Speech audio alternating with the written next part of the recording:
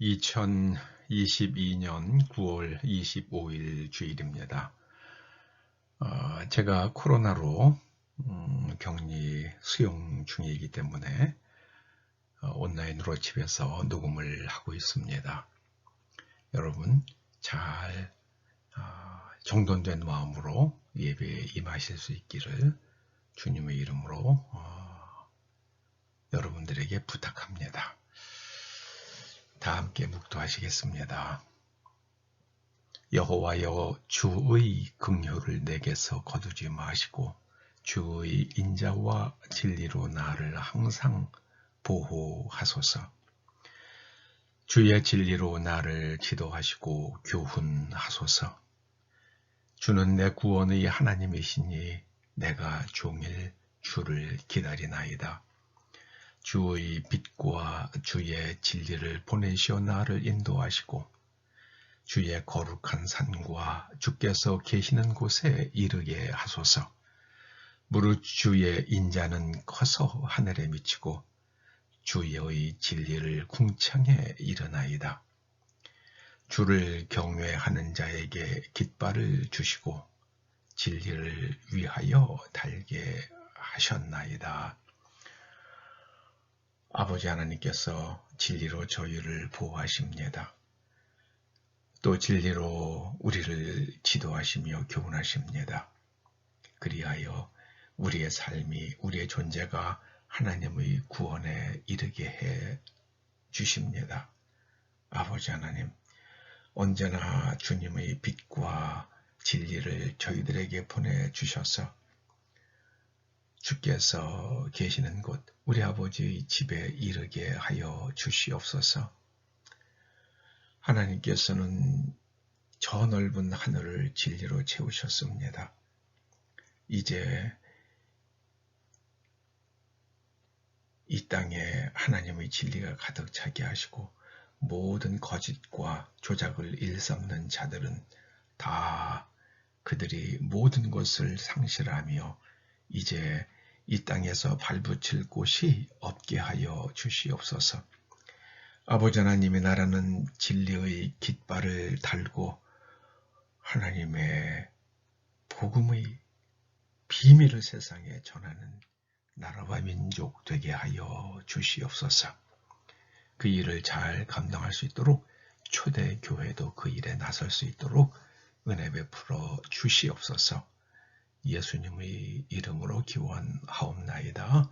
아멘. 제 목소리가 음이 올라가질 않아서 찬송이 매우 어렵습니다. 하여 본 기도를 하시겠습니다.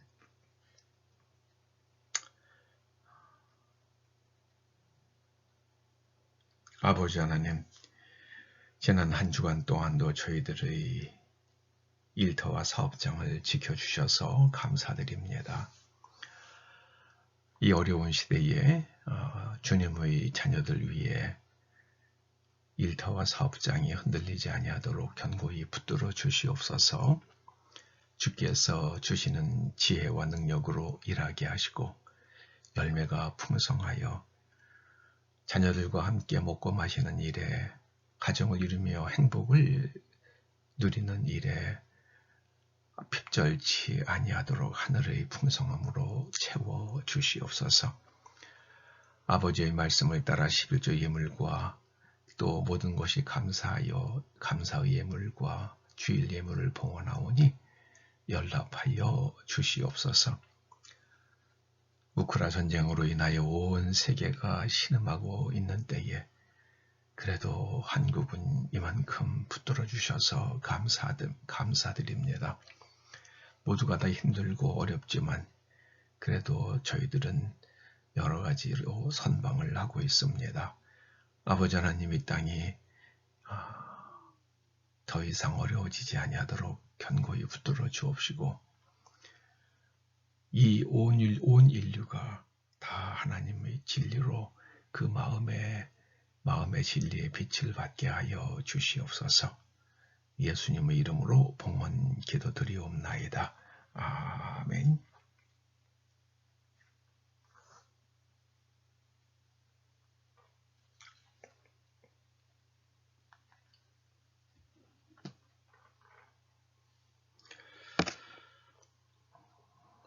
오늘 하나님께서 우리들에게 주시는 말씀은 누가복음 11장 14절에서 26절 말씀입니다.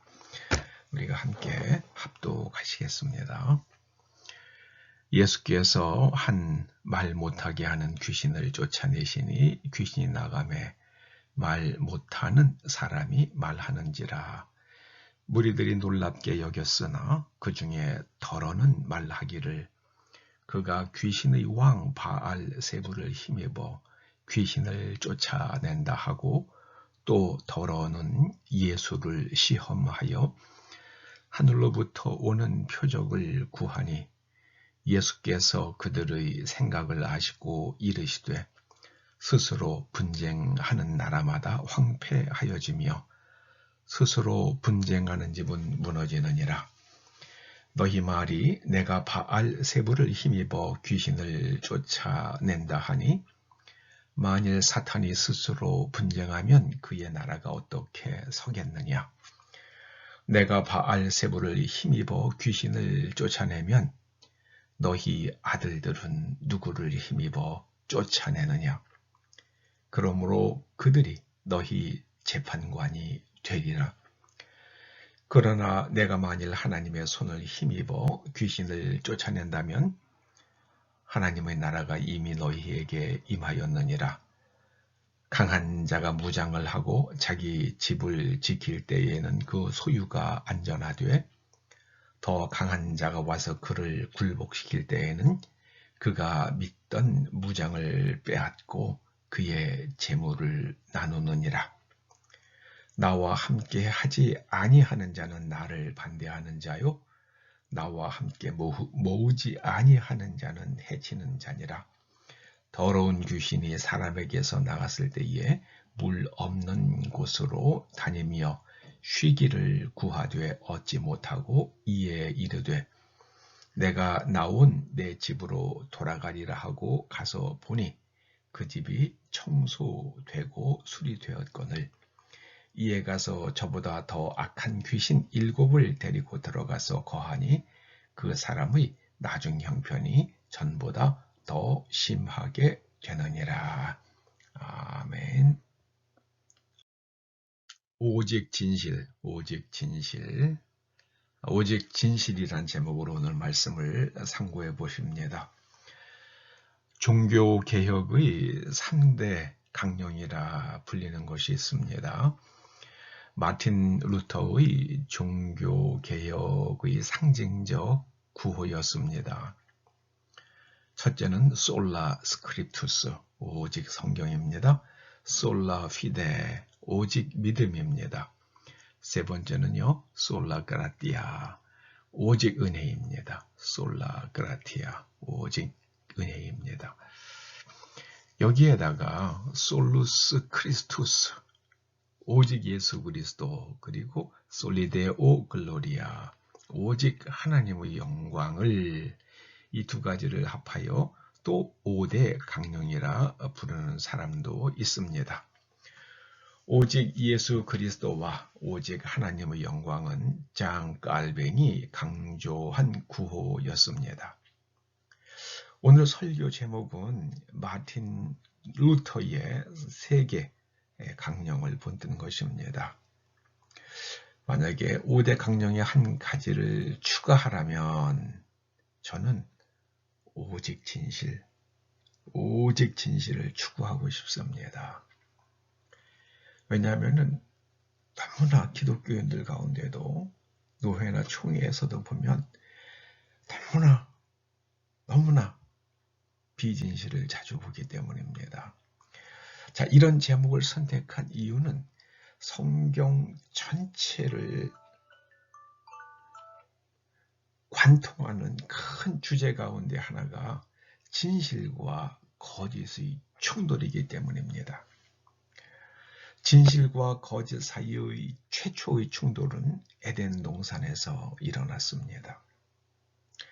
선악을 알게 하는 나무의 열매를 먹는 날에는 정령 죽으리라는 하나님의 말씀과 먹어도 결코 죽지 않으리라는 뱀의 거짓말이 충돌했습니다.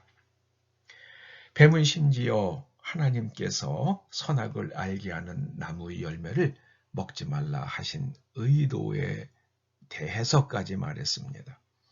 너희가 그것을 먹는 날에는 너희 눈이 밝아져 하나님과 같이 되어 선악을 알 줄 하나님이 아심이니라. 하나님의 말씀과 뱀의 말이 충돌합니다. 창조주 하나님과 피조물 뱀의 말이 다르면 누구 말을 믿어야 하는 것입니까? 금단의 열매를 먹기 전 하와는 먼저 아담과 의논했어야 마땅했습니다. 왜냐하면 이건 자칫 죽는 일이 벌어질 수도 있었기 때문입니다. 하와의 의논을 받고 다음은 그 다음에 아담이 해야 될 일은요, 하나님께 나아가 이 문제를 아뢰었어야 마땅했습니다.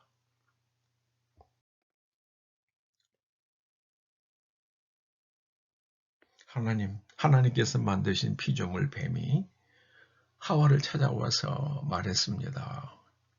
금단의 열매를 먹으면 눈이 밝아져 하나님과 같이 되어 선악을 알 줄 하나님이 아시기에 먹지 말라 하신 것이라고 그렇게 말합니다.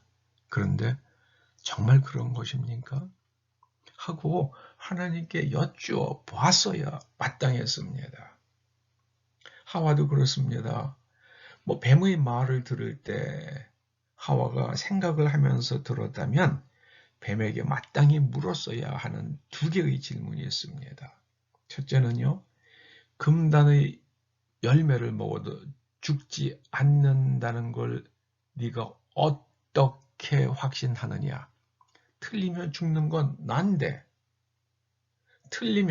너의 말이 틀리면 죽는 건 난데, 너의 말이 틀리면 죽는 건 난데, 네가 그렇게 나에게 확신 있게 이야기하는 근거가 무엇이냐? 만약에 들어보는데 시원찮으면 야 그거는 뱀 너의 생각이고 이렇게 하고 거절해야죠. 둘째, 그리고 그 열매를 금하신 금단의 열매를 먹지 말라고 금하신 하나님의 깊으신 의도를 네가 어떻게 알게 되었느냐? 하나님께서 너에게 가르쳐 주셨느냐? 아니면 너 혼자의 생각이냐? 너 혼자의 생각이야? 그러면 내가 그런 건 믿을 필요가 없지. 뱀은 나보다 열등한데 내가 뱀의 말을 믿을 필요가 없지. 거절했어야죠. 그런데 안타깝게도 하와는 뱀에게 묻지 않았습니다. 이유는 그 말을 들으면서, 뱀의 말을 들으면서 생각하지 않았기 때문입니다. 생각을 하면서 들었다고 그러면 이런 질문이 최소한 이 두 가지 질문은 나왔어야만 했습니다. 저 같은 사람도 생각하는 질문이니까는요. 생각 없이 들으면 상대의 말과 논리에 대해 마음이 개방됩니다. 그러면 그 말을 수용하게 되고 나의 내면 구조가 영향을 받습니다. 하와는 아무 생각 없이 뱀의 말을 들었고 또 그렇게 만들어진 내면 구조는 하와의 인식과 욕망을 왜곡시켰습니다. 이제 그렇게 왜곡이 되고 나서 그 다음에 선악과를 보니까는요, 이게 보암직도 하고 먹음직도 하고 지혜롭게 할 만큼 탐스러워 보입니다. 저거 먹고 꼭 눈이 밝아져야겠다. 이런 생각이 드는 겁니다. 인식과 욕망이 왜곡되었습니다. 결국 하와는 금단의 열매를 먹죠. 잘못된 선택에 이르고 말았습니다. 그래서 모름지기 사람은 오직 진실의 마음 자세로 살아야만 합니다. 그리고 내가 듣는 말이 진실인지 아닌지 확증하기 위해 탐구해야만 합니다. 이거 저절로 알아지는 거 아니에요. 하도 거짓이 난무하기 때문입니다. 진실을 라틴어로 베리타스라고 합니다. 베리타스. 그래서 오늘 설교 제목을 오직 진실을 라틴어로 바꾸면 솔라 베리타스가 됩니다. 여담입니다만 우리나라 대학교들 가운데에 대학교 그 로고에 그 학교를 상징하는 배지죠. 일종의 로고에 베리타스가 들어간 학교가 있습니다. 서울대학교 로고가 그렇습니다. 베리타스 옆에는 룩스 메아라고 쓰여 있습니다. 이거 두 개의 단어예요. 베리타스는 하나의 단어고요. 다 같이 이렇게 베리타스, 룩스 메아 이렇게 되어 있지만 베리타스는 한 단어를 위아래로 나눠서 쓴 거고요. 룩스 메아는 각각 다른 단어입니다. 룩스는 빛이에요. 빛이란 말입니다. 그래서 형광등 밝기 같은 거 얘기를 할 때 몇 룩스 그런 단위를 쓰잖아요. 여기서 나온 겁니다. 메아는 나의란 뜻입니다. 나의. 네. 나의. 그러니까 진실은 나의 빛, 진리는 나의 빛 그런 뜻인데요. 이거는 진실로 나를 비추라는 의미입니다. 그래서 그 진실 앞에서 내가 틀렸으면 나를 고치라는 얘기죠. 그런데 너무나 많은 서울대학교 졸업생들이 내 생각을 갖다가 진실 속에 집어넣습니다. 그 진실을 왜곡시켜버려요. 진실을 왜곡시킵니다. 내가 진실의 주인이 되면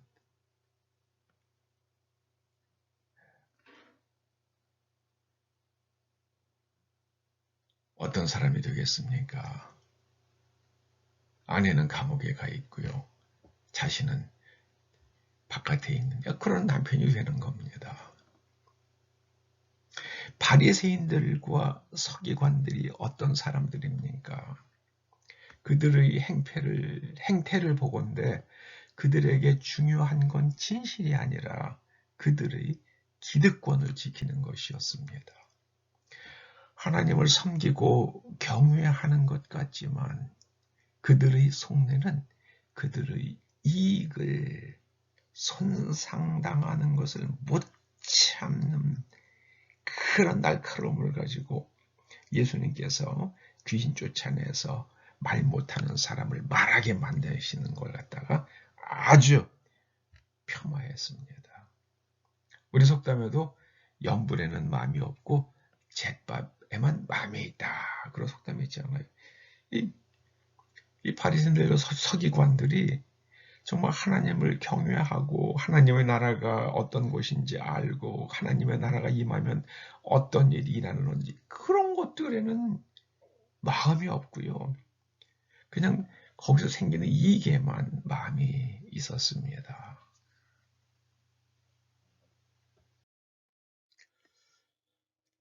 제가 오늘 말씀에 들어가기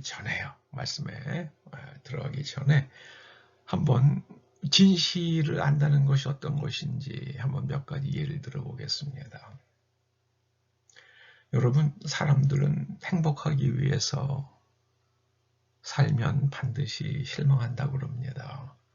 행복은 지속적일 수 없기 때문입니다. 순간적으로 스쳐가는 겁니다. 수없이 말씀드리지만 행복하기 위해서 살지 마십시오. 올바른 행동을 추구하십시오. 올바른 행동이 무엇인가? 올바르게 살기 위하여 내가 무엇인가를 포기해도 내 행복한 삶을 위해서 아주 효과적인 수단을 포기한다 할지라도 한 사람이 즐길 만큼의 행복은 따라옵니다. 제가 최근에 만난 목사님 가운데 개원 의사였다가 목사가 되신 분이 있었어요. 근데 그분의 부인은 치과 의사였어요. 그 부인도 개원하고 있었어요. 그런데 남편이 병원을 이제 친구에게 넘기고, 장사를 뭐 괜찮았대요. 다른 친구에게 넘겨주고요. 그리고 신학교 들어가서 목사가 되는 길을 걸어가고 교회를 개척을 하니까 나중에 졸업을 해서 안수를 받고요. 개척을 하니까는 부인이 목사 사모가 되면 일하는 데는 개업의는 좀 적절치 않아 보인다. 그래가지고 이 부인이 뭘 했냐면요. 개업 친구를, 또 치과를 친구에게 넘겨주고 본인은 구청에 가서 공보위가 됐더라고요. 구청에서 일하는 공무원이 된 거죠. 별정직 공무원이 된 거죠. 그럼 수입이 엄청나게 줄었죠. 말도 못하게 줄었죠. 그래도 이 두 분은 둘 다 개업이었다가 그걸 갖다가 친구들에게 넘겨주는, 그것도 그 개업이었다가 그 병원 개원할 때 얼마나 수고가 많았겠습니까? 그런데 그렇게 하는 이유가 오직 하나님께서 맡겨주신 이 복음을 전하는 일에 최선을 다하기 위해서 그렇게 결정을 했더라고요. 참 존경스러운 생각이 들더라고요. 한번 기회가 되면 저희 주일날 모이는 우리가 숫자는 얼마 안 되지만 그래도 한번 오셔서 주일날 우리 작은 숫자에게도 한번 말씀이라도 전해 주십사고 부탁해 보고 싶더라고요. 또 그러려고 그러면은 그 교회는 또 누군가가 또 가셔야 되니까 그건 좀 제가 한번 다른 기회가 되면 또 가겠다 약속을 하고 그렇게 하면 좋겠다는 생각이 듭니다만 모르겠어요, 오실지. 그 다음에 두 번째로는 이 진실은요, 인간은 행복이 아니라, 성경에 행복이라는 단어 우리말 성경에 딱 한 번 나와요. 올바른 거, 의는 뭐 수백 번, 수천 번 나옵니다. 올바른 행동을 추구하십시오. 올바른 행동을. 그 다음에 두 번째는요, 내가 해야만 하는 일을, 세상이 거짓말을 가르쳐요. 즐기는 일을 즐겨라. 좋아하는 일을 해라. 그 좋아하는 일이, 그걸 갖다가 했더니, 좋아하는 일을 열심히 했더니 잘 돼가지고, 아주 밥 잘 먹고 사는 사람들도 덜어 있겠죠. 있습니다. 덜어 있어요. 그래서 좋아하는 일을 열심히 해라. 그런 사람은 그렇게 말할 자격이 있겠죠. 그러나 저는 그런 사람들은 1000명에 1명, 500명에 1명, 1000명에 1명 그 정도라고 생각을 합니다. 그 나머지 사람은 어떡하라는 얘기예요. 내가 해야만 하는 일을 좋아하는 게 그게 지혜입니다. 내가 해야만 하는 일을 좋아하는 게 지혜입니다. 해야만 하는 일을 정성껏 열심히 하다 보면은요, 결국은 잘하게 됩니다. 숙달되죠. 잘하게 되면 주위에서 인정받습니다. 그런 기분이 좋아져요. 성취감도 느끼고, 그리고 결국에는 그 일이 좋아집니다. 결국에는 그 일이 좋아지는 거예요. 그래서 그 일을 나중에 즐기게 됩니다. 이것이 진실입니다. 좋아하는 일을 열심히 해라. 그것도 진실은 맞는데, 진실이긴 한데 그거는 그 진실이 해당되는 사람은 아주 극소수예요. 극소수의 행운아들입니다. 그리고 셋째로요, 말에 속지 말라. 행동을 관찰하라. 사람은요, 그럴듯한 말을 얼마든지 할 수 있습니다. 행동을 관찰해야만 합니다. 행동을. 여러분, 전체주의 세계관을 가진 사람들도요, 입으로는 민주화, 인권을 내세울 수 있습니다. 민족을 내세우는 사람들은 반드시 비극을 부릅니다. 민족주의는 무서운, 이 민족을 내세우고 민족주의가 아니라 민족 사랑을 얘기해야 됩니다. 민족이 우선이다. 그 얘기하고 대통령 된 사람이 김영삼 씨 아니에요. 고 김영삼 대통령이요. 민족보다 중요한 건 없다 그랬잖아요. 아이고, 그러더니 IMF 불러왔잖아요. 민족 하면서 IMF 불러왔잖아요. 그 불러온 거예요, 그거는요. 여러분, 데모크라시의 기원을 잊지 마십시오. 민주 외치는 사람들은 전부 다 때로 뭐를 하려고 그래요. 때요. 인권을 아무리 떠들어봐야 사람이 사람답게 사는 세상은 오지 않습니다.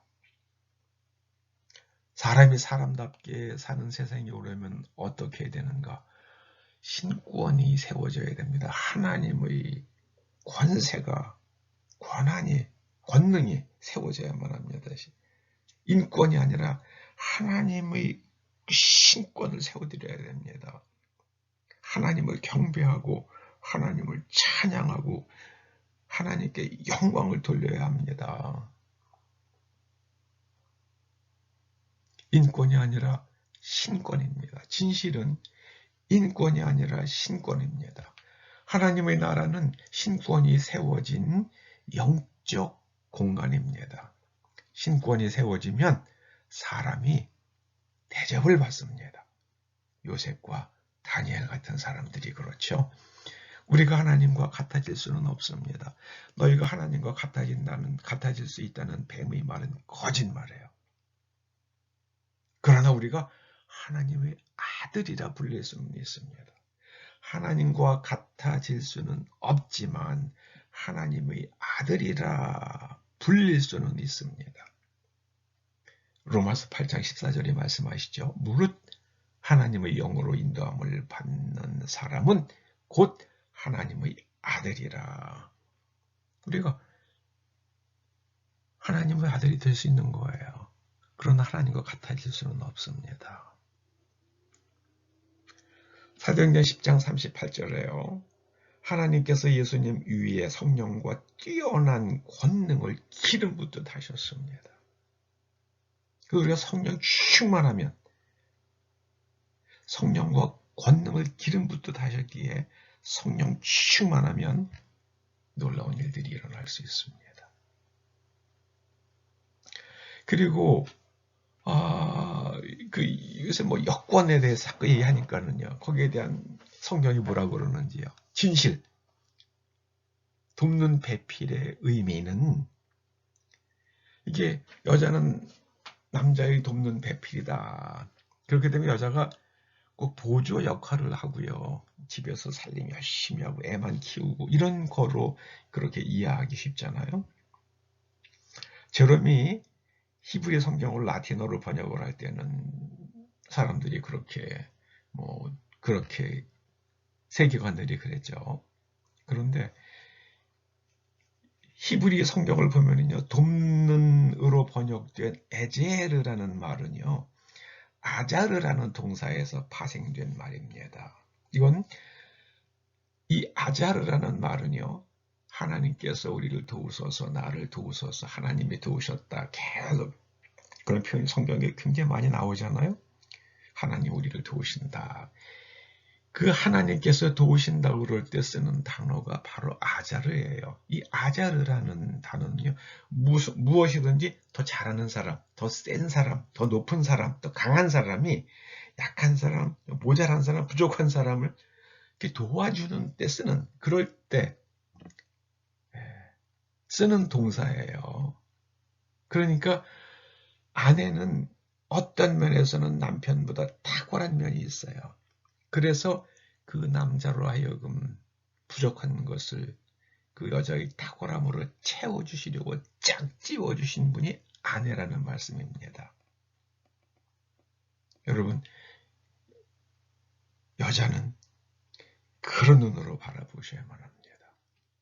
나의 부족함을 채워주시기 위하여 나보다 더 뛰어난 면을 가지고 있는 사람을 하나님께서 내 아내로 주셔서 나의 부족한 면을 아내를 통하여 채워주시고 나를 도우시는구나. 그렇게 이게 진실입니다. 성경이 말하는 진실입니다. 우리가 진실을 보지 못하면 제대로 인지하지를 못합니다. 그 결과 어리석은 선택을 하게 되죠. 어리석은 선택은 반드시 죄를 짓게 만들죠. 그리고 그 결과는 자연을 포함한 삶의 환경에 저주를 가져옵니다. 아담과 하와가 죄를 짓자 땅이 저주를 받았잖아요. 그리고 또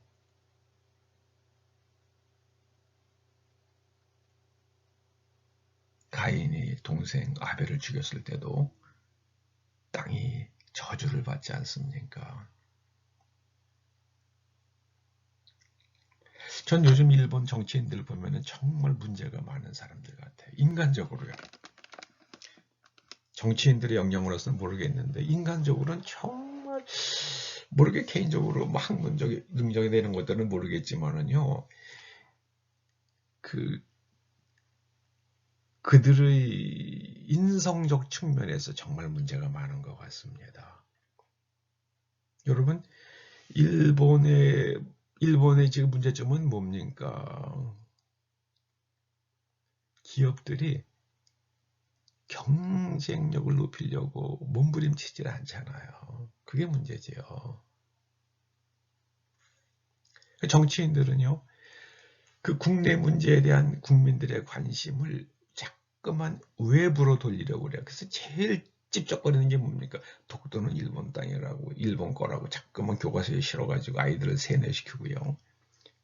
그리고 나중에 거기서 문제를 일으켜가지고 독도를 차지하면 자기네들이 이제 동아시아에 아주 맹주다 이런 생각을 이런 걸 국민들에게 심어주려고 그러는 거겠죠. 중국과 하려니까는 중국 둥치도 크고 힘도 세고 겁이 나니까는 한국 독도를 가지고 자꾸 그러는 겁니다. 아주 생각이 야비해요. 아주 야비해요. 한일 관계 문제를 들여다보면 그렇습니다. 일본인들은 위안부 문제를 큰 죄라고 생각하지 않는 것 같아요. 일본 사람들의 윤리관입니다. 일본 사람들의 그 풍습을 보면은요, 그 외간 남자하고 자는 거 아무 문제가 없어요. 이게 그들의 윤리관입니다. 그 일본 사람들은요, 자기네들이 한일협정을 통해 가지고 배상을 했고, 그게 일본이 가지고 있었던 그 외화 보유고의 엄청난 부분이더라고요. 배상을 했고, 그 배상하는 걸 갖다 10년간 나눠서 했는데요. 그때 그 총액을 다 합쳐서 총액을 따지면 한일 협정을 맺던 그 금액을 확정하던 때에 일본이 가지고 있었던 외화 보유고의 절반 정도 해당되는 금액이었습니다. 그건 다 한꺼번에 한 게 아니라 10분의 1에 나눠가지고 한 거니까 일본들도 자기는 배상을 했고, 그 다음에 1,000원까지 나서서 통속의 정을 표시했으면 우리가 할 만큼 한 거 아니냐는 겁니다. 그런데 여기서부터는 한국이 이중적 태도를 보였습니다. 고 노무현 대통령 시절에 자꾸만 무슨 뭐 처음에는 위안부라고 그러지 않고 처음에는 정신대라고 그랬잖아요.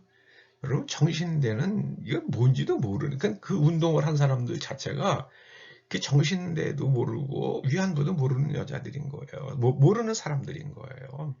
정신대는 공장에 가서 일하는 사람들이에요. 네.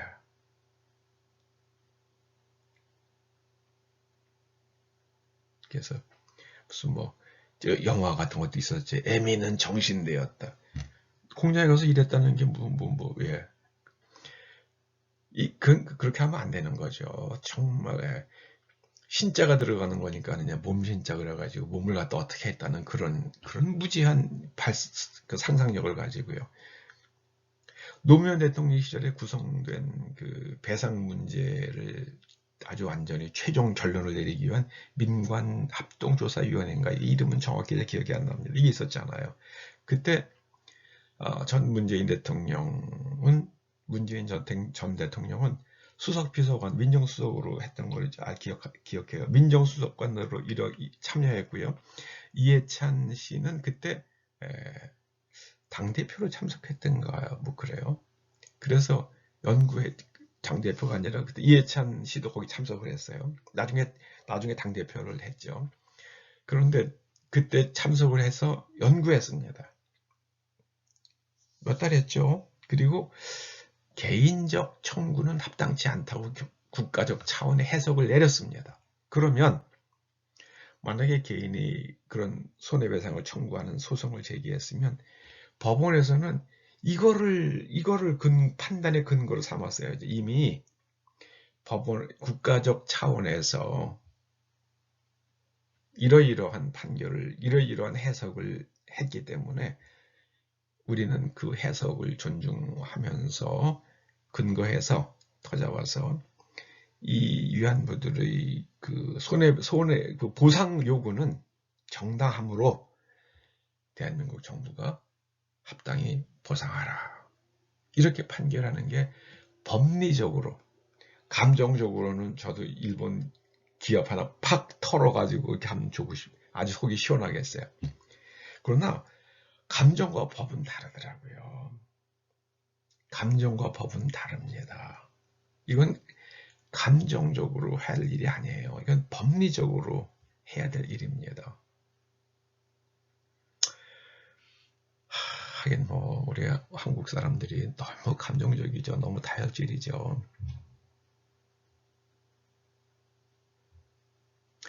요즘 중공의 가뭄, 일본의 연속적 태풍, 이게 심상치 않아요. 저는 그 양쯔강이 다 바닥이 말라버린다는 걸 상상도 못할 지경입니다. 그런데 그런 것들을 보면서 하나님께서 죄로 물든 두 나라의 땅을 물로 씻으시는 건가 하는 느낌이 들고 있습니다. 그리고 어떤 사람이 그렇게 평가하더라고요. 러시아는 바닥으로 추락하고 있대요. 그런데 중공은 추락하는데 보니까 바닥이 없대요. 아주 바닥이 없는 시면으로 추락하고 있다. 그렇게 비유를 하는데요. 이거 참 중공이란 나라, 이게 걱정이 많습니다. 여러분 개인도 마찬가지입니다. 진실을 추구해야만 합니다. 진실을. 중공이란 나라는 진실이 없는 나라잖아요. 정말 진실이 없어요. 정말 진실이 없어요. 그래서 중공산 무기들 뭐 이런 거 전투기니 탱크니 카탈로그하고 실제하고 완전히 다르다고 그러잖아요. 진실이 없어요. 중공이란 나라는. 중국인들은 진실이 없어요. 옛날에는 모르겠어요. 옛날 사람들 어땠는지. 그러나 1949년에 중화인민공화국이 생긴 이후의 중국인들에게는 진실이 없습니다. 자, 피조물인 인간이 창조주와 같아진다. 이건 말이 안 되죠. 왜냐하면 존재하는 차원이 다르기 때문입니다. 존재하는 차원이. 그래서 같아질 수가 없습니다. 인간이 선악을 판단한다? 그게 우리에게 있지 않다고. 선악 판단의 기준이 우리에게 있지 않다는 말씀이 바로 선악을 알게 하는 나무의 열매를 먹지 말라는 말씀의 뜻이죠. 예수님께서도 이렇게 말씀하셨잖아요. 선한 분은 하나님 한 분 외에는 선한 이가 없느니라. 예수님조차도 선한 분은 하나님 한 분뿐이시다고 그러시는데요. 그러니까 선악 판단은 하나님이 하시는 것이다. 그 말씀을 하셨잖아요. 그런데 뱀이 뭐라고 그럽니까? 너희들이 눈이 밝아지면 하나님처럼 선악을 알게 될 거야. 그렇게 유혹을 했죠. 하나님처럼 같이 된다. 차원이, 존재하는 차원이 다르기 때문에 같이 될 수가 없습니다. 그러나 우리가 성령의 인도함을 받으면, 성령 충만하면 하나님의 아들은 될 수 있습니다. 하나님의 아들이라 평가받을 수는 있습니다. 성경 말씀이에요. 여러분, 진실을 외면하는 그 죄가 얼마나 무서운 비극을 가져오는지 후손들에게요. 특히 후손들이 영향을 받습니다. 다윗이 우리아 장군의 아내를 범했잖아요. 그리고 여자가 임신을 하니까는 죄를 은닉하기 위해서 우리아를 집으로 불렀다가 그것도 잘 안 되니까 우리아를 다시 전선으로 보내면서 적진에 고립시켜서 교살하지요. 그런데 우리아에게 편지를 보내잖아요. 이거 요압 장군에 갖다 줘라. 이 사람 갖다 이렇게 죽이라는 편지를 갖다가 우리아의 손에 들려서 요압에게 보내고요. 요압은 그 편지를 보고 우리아를 갖다가 최전선에 내보냈다가 그 후원군을 갖다 쫙 빼가지고 혼자 일부가 부하들과 일부 부하와 고립되니까 그대로 거기서 그냥 적에게 죽잖아요. 이건 이 사람을 죽여라 하는 왕의 명령서를 그 죽어야 할 사람, 그 사람의 손으로 들고 가게 만들어요. 이건 정말 참입니다. 이건 말이 안 되는 거예요. 그 하나님께서 그 결과로 뭐라고 그러십니까? 다윗의 집안에 칼부림이 그치지 않는 저주가 임했습니다. 동생이 형을 죽이고요. 또 아버지가 아들이 난리를 치고요. 아버지 죽이겠다고요. 아이고야. 정말 난리가. 그리고 정말 다윗의 집안에 칼부림이 그치지 않죠. 이게 바로 진실 외면의 결과입니다.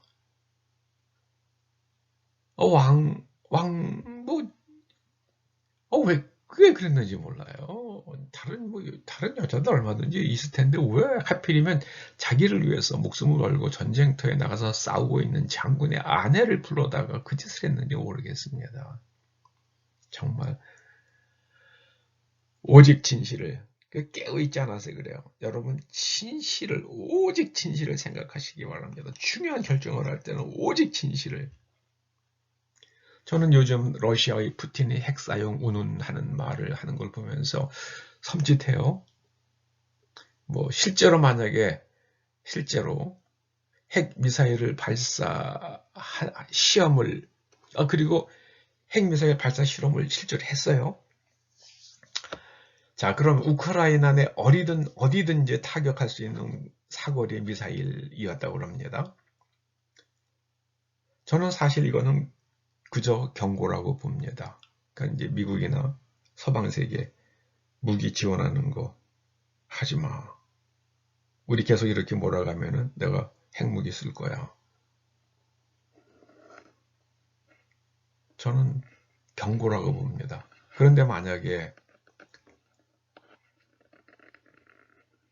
상황이 계속 러시아에 불리해지어서 푸틴이 전술핵 사용을 한다 하는 일이 벌어지면은요, 그 다음에 이제 서방 세계의 대응이 문제죠. 서방 세계가 같은 전술핵으로 대응을 할 수 있을까? 전 쉽지 않다고 봅니다. 쉽지 않다고 봅니다. 그 이유는 만약에 나토 가입국이었으면 나토가 뛰어들어갈 수가 있죠. 근데 영국은 못 영국도 뛰어들어갈 수 있죠. EU 멤버는 아니지만 나토 멤버긴 하니까는요. 뛰어들어갈 수 있지만 전쟁의 당사자가 될 수 있어요. 나토라는 그 조약에 의해서. 그런데 현재 우크라이나는 나토의 조약이 아닙니다. 미국도 전쟁의 당사자가 아닙니다. 전술핵을 썼다는 것은, 핵무기를 썼다는 것에 대해서는 무지무지한 비판을 받겠죠. 그런데 동시에 같이 전술핵으로 러시아를 보호한다거나 하는 것은 힘들 것 같아요. 거기에 법리가 존재하지 않습니다. 만일 미국이 러시아 본토 핵을 사용한다면 러시아는 그 무시무시하다는, 이게 또 카탈로그 상의 파워인지 실제 그런지요. 실제 작동을 할지 뭐 해봐야 되는 건데요. 그 무시무시하다는 포세이돈 어뢰를 뉴욕 앞바다에서 터뜨릴지 누가 알겠습니까? 만약에 거기 얘기한 대로 그 포세이돈이 터지면서 60m의 쓰나미가 일어난다 그러면은요, 생각만 해도 끔찍합니다. 생각만 해도 끔찍합니다. 그 뉴욕에서부터 뉴저지까지 그 완전 다 그냥 다 해수면에서 높이가 몇 메터 안 되거든요. 뉴욕주 쭉 저쪽이야. 그 다음에 이제 뉴저지 이쪽. 아이고, 정말 참 끔찍합니다. 러시아가 영국을 미워하는데 영국 런던 앞바다에서 뭐 뻥 또 포세이돈 또 하나 터뜨려 보세요. 그럼 완전히 뭐 프랑스 북부와 런던 완전히 그냥 큰일 나는 거죠. 여러분,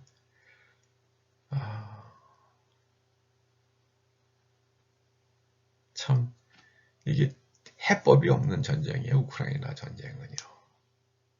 시작하지 말았어야 되는 전쟁입니다. 해법이 없어요.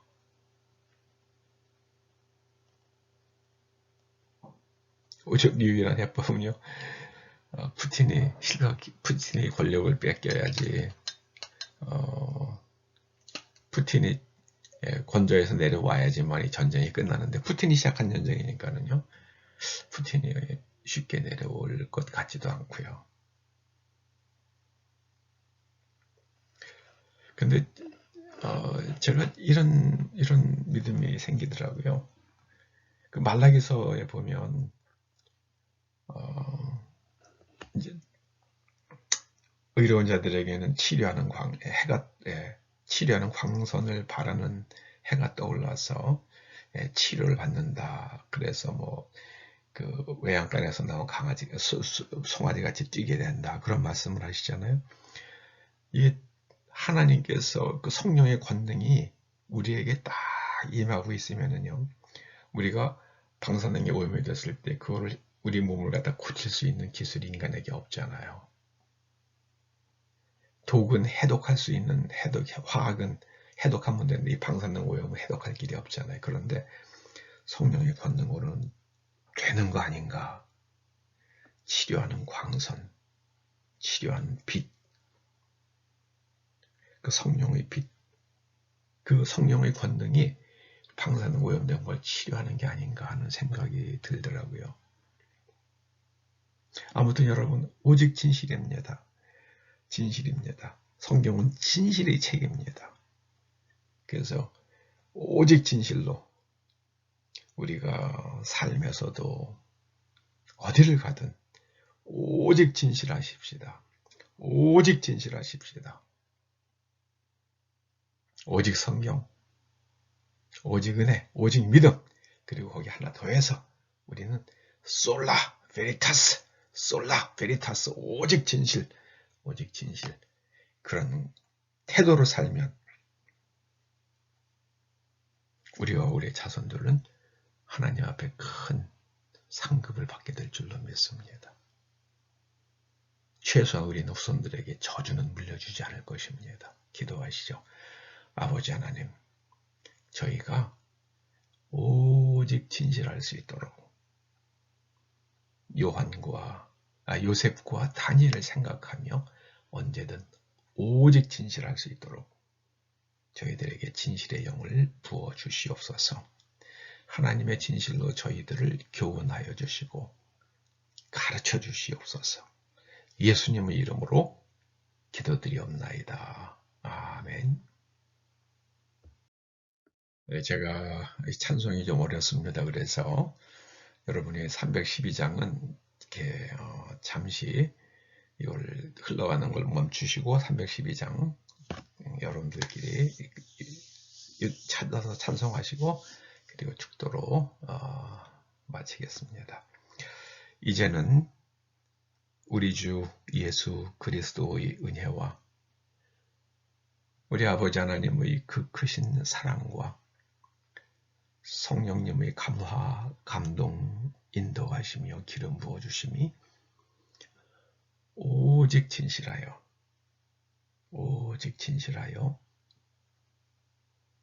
하늘의 복을 이 땅에 끌어당기며 하나님의 나라가 이 땅에 임하도록 하나님의 나라를 끌어당기며 삶을 살다가 영원하신 아버지 계신 곳에 이르기를 소원하며 돌아가는 초대 성도들과 그 자녀들과 일터와 사업장과 이 교회와 이 민족과 그리고 우리의 동맹국 미국 국민들 위해 이제로부터 영원토록 함께 하시옵기를 간절히 축원하옵나이다. 아멘.